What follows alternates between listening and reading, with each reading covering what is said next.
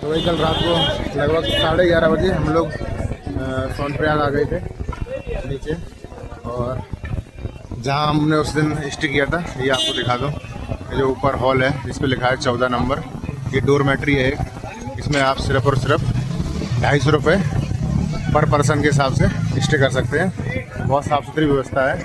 और जस्ट सामने आपको दिखेगी ये सोनप्रयाग की bike car parking, multi level parking है ये। तो सबसे अच्छी व्यवस्था यही, आप सीधे आइए यहाँ पे गाड़ी खड़ी कीजिए और खट से आके यहाँ से ये आपको डोरमेट्री मिल जाएगी। लगभग ऊपर सारी ही डोरमेट्री हैं और बहुत सस्ती हैं।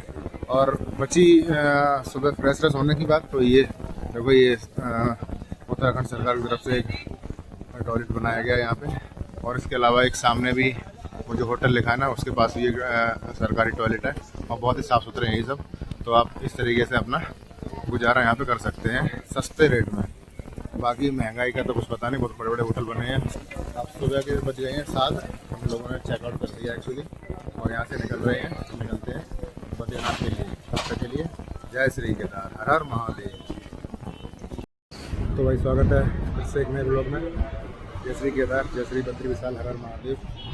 तो हम लोग सुबह निकले थे केदारनाथ धाम से बद्रीनाथ के लिए, और अभी रास्ते में रुके हैं कर्णप्रयाग में। कर्णप्रयाग को पार कर लिया एक्चुअली हम लोगों ने, बस खाना खाने के लिए रुके हैं।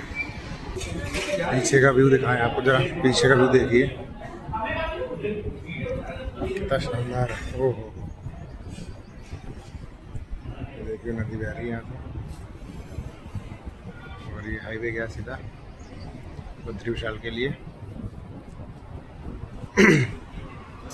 तो बस खाना खा के निकलेंगे यहाँ से।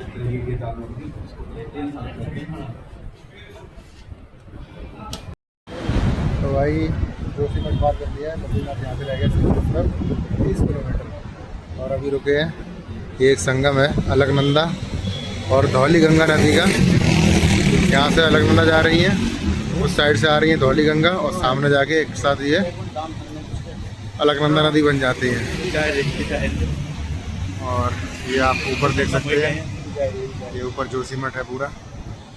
काफ़ी खूबसूरत वादियाँ हैं, ये ऊंचे ऊंचे पहाड़ हैं। मैं बता दूं केदारनाथ का रास्ता इसके सामने कुछ भी नहीं है, बहुत ही खतरनाक रास्ता है ये।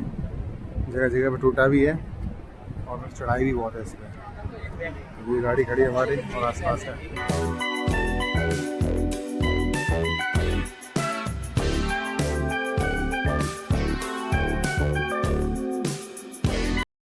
तो भाई फाइनली आ चुके हैं भारत के प्रथम गांव माणा। देखिए शिवांत गांव माणा, और अंदर जाते हैं। यहाँ पे एक भीमकुंड है, और यहीं से कहा जाता है कि पांडव स्वर्ग की तरफ गए थे। हर हर महादेव। तो इस टाइम हम लोग खड़े हैं भारत के प्रथम गांव माना में, और ये सामने जो आप देख रहे हैं ये है भीमकुंड। कहा जाता है कि इस पुल का निर्माण भीम ने अपनी पत्नी द्रौपदी के लिए किया था। द्रौपदी इस सरस्वती नदी को पार करने में असमर्थ थी, तो भीम ने चट्टान उठा के यहाँ रख दी, जिससे कि वो नदी पार कर सकें। और ये सरस्वती नदी यहाँ पे है, जिसे हिंदुस्तान में क्या पूरी दुनिया में सिर्फ यहीं पे देखा जा सकता है। कहा जाता है सरस्वती नदी यहीं से उत्पन्न होती हैं और यहीं आगे जाके पाताल में समा जाती हैं। इसके अलावा इन्हें कहीं नहीं देखा जा सकता है। और इधर हमारे सामने है हिंदुस्तान की प्रथम चाय की दुकान, आप देख सकते हैं। और ये जो रास्ता जा रहा है सामने, कहते हैं पांडव यहीं से होके स्वर्ग की तरफ गए थे। तो यहाँ पे पांडवों को स्वर्ग जाते हुए दर्शाया भी गया है। अभी मैं आपको आगे जाके दिखा।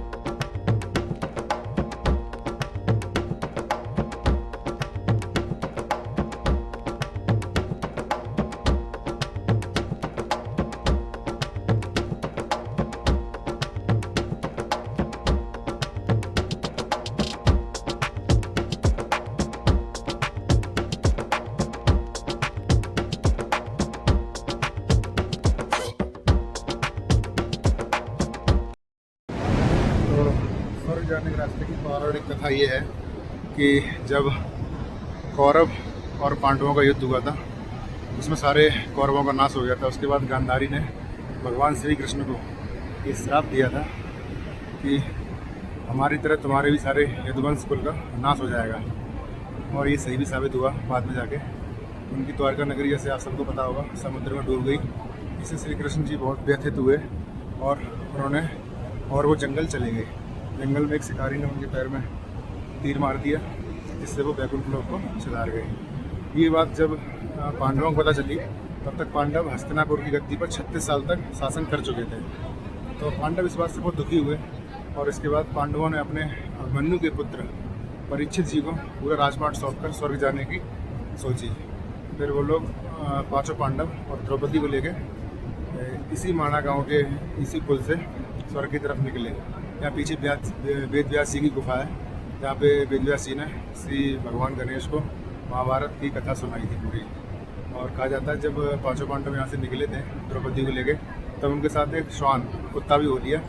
तो धीरे धीरे जाते जाते एक एक करके सबसे पहले द्रौपदी जी गिरी एक खाई में और उनका स्वर्गवास हो गया। धीरे धीरे करके चारों पांडवों का स्वर्गवास हो गया।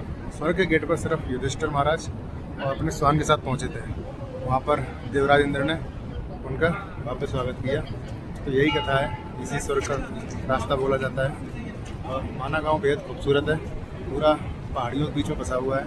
सरस्वती नदी जी यहाँ से दिखती हैं, सिर्फ और सिर्फ यहीं दिखती हैं। इसके अलावा ये रास्ता कहा जाता है सीधा पहले कैलाश की तरफ जाता था, आज भी जाता होगा। हालांकि आजकल जो कैलाश पर्वत है वो चीन के कब्जे में है।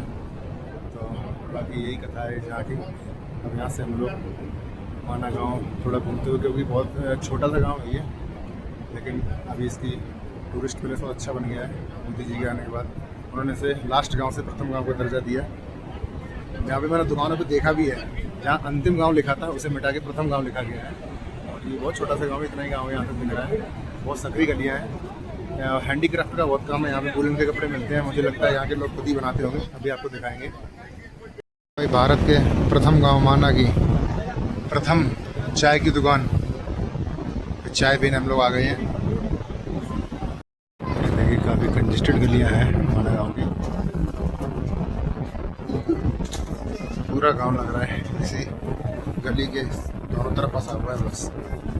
और इनकी आय का मुख्य स्रोत है टूरिस्ट और इनके खुद के हाथों से बनाए हुए गर्म कपड़े, मोदी कपड़े, जो कि ये लोग यहाँ पे सेल करते हैं। देखिए तो भाई बहुत अच्छी सुबह हुई है, पहाड़ों पे धूप खिली हुई है और इधर पहाड़ों पे बादल है।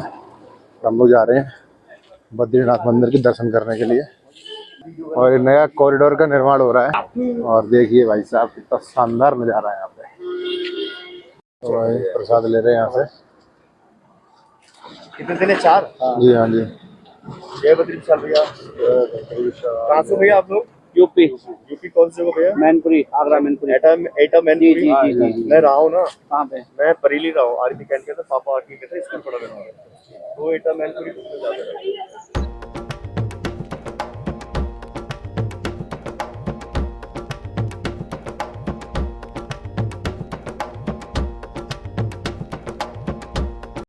और ये देखिए फाइनली हम लोग आ चुके हैं बद्री विशाल जी के मंदिर पे, जो कि सामने स्थित है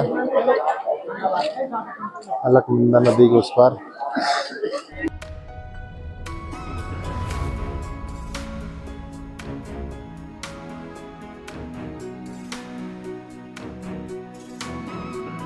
तो भाई फाइनली हम लोग जा रहे दर्शन करने के लिए।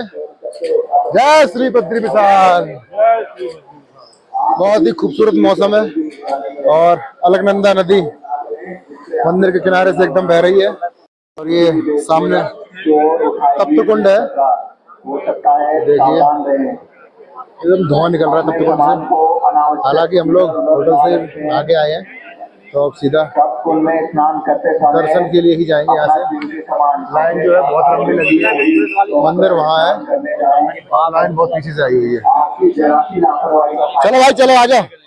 देखिए यहाँ पे तप्त कुंड है और धुआं निकल रहा है, यहाँ से लोग स्नान कर रहे हैं और ये बगल में बह रही है अलकनंदा नदी।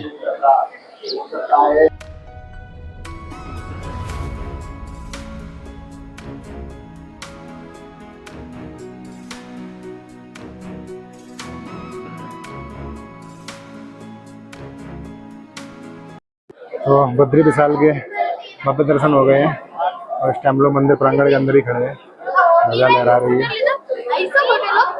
काफ़ी अच्छी व्यवस्थाएं हैं हम लोग लगभग 8:30 बजे लाइन में लगे थे और 9:30 बजे में दर्शन हो गए।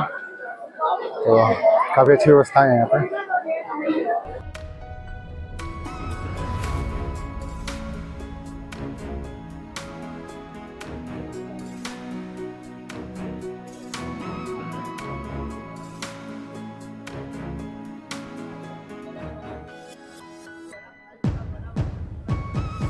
कल शाम को हम लोग 8 बजे आ गए बद्रीनाथ धाम में और रुके थे यहाँ पे आगे बैकुंठ धाम गेस्ट हाउस में।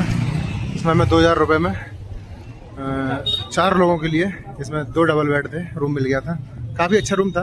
रेट यहाँ पर यही है, 2000 रुपये से शुरू हो गए 3000, 4000, 5000। और ये सामने पेट्रोल पम्प और बिल्कुल ये टैक्सी स्टैंड है। यहीं पे टैक्सी स्टैंड, बस स्टैंड सब कुछ यहीं बद्रीनाथ का। और यहीं से बस 200-300 मीटर दूरी पे बद्री विशाल जी का मंदिर भी है। तो हम लोग दर्शन कराए और अब निकल रहे हैं अपने वापसी के लिए, क्योंकि अभी सुना है कि गंगोत्री और यमुनोत्री दर्शन बंद कर दिए गए हैं। तो प्लान में थोड़ा चेंज है, अब सीधा वापसी के लिए घर निकलेंगे। हर हर महादेव, जय श्री केदार, जय श्री बद्री विशाल।